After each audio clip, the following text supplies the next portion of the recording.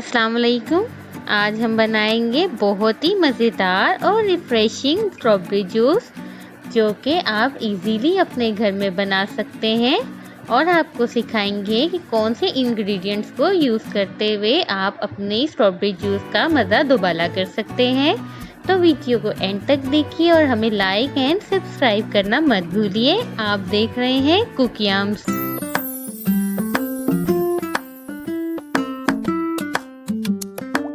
यहाँ हम तकरीबन 6 to 8% की सर्विंग के लिए स्ट्रॉबेरीज ले रहे हैं। यहाँ पे हमने लिया तकरीबन आधा किलो स्ट्रॉबेरीज। हम यहाँ पर फ्रोज़न स्ट्रॉबेरीज ले रहे हैं। साथ ही हम ले रहे हैं 1 कप शुगर और हाफ टेबल स्पून नमक, और साथ ही हम ले रहे हैं 1 टेबल स्पून ब्लैक सॉल्ट यानी काला नमक ले रहे हैं। और साथ हम लेंगे यहाँ पर लेमन। हमने तकरीबन 2 लेमन लिए हैं। और अब हम इनको बनाने की तरफ चलते हैं। सबसे पहले हम एक ब्लेंडर लेंगे और उसमें ये तमाम इंग्रेडिएंट्स ऐड करेंगे। ये देख लीजिए, हमने इसमें शुगर भी ऐड कर ली। आप अपनी मर्ज़ी से इंग्रेडिएंट्स को कम या ज़्यादा कर सकते हैं।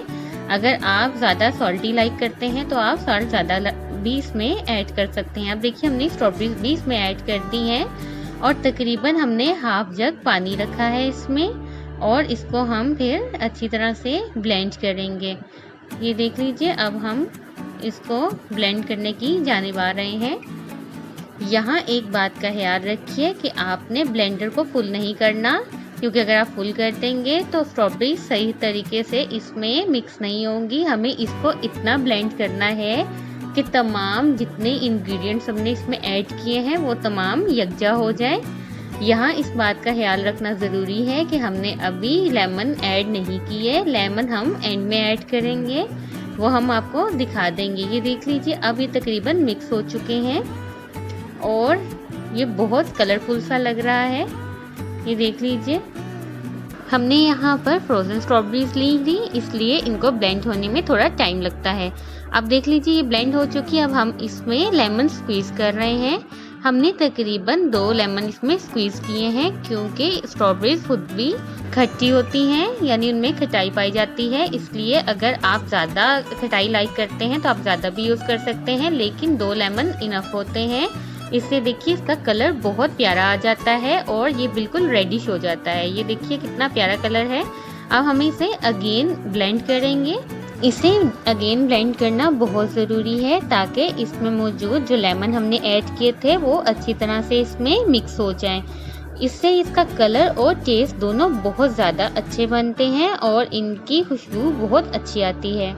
ये देख लीजिए, हम ब्लेंड कर रहे हैं।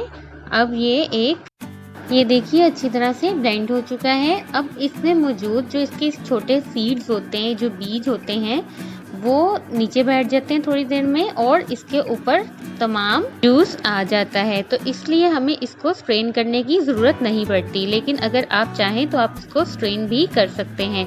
अब ये देखिए, ये काफ़ी थिक है। अब हम इसमें पानी ऐड कर सकते हैं जितना हम चाहें। हमने तकरीबन 8% की सर्विंग रखी थी, तो हम इसमें तकरीबन 3 गिलास और ऐड करेंगे और ये हमारा स्ट्रॉबेरी शेक बिल्कुल रेडी है।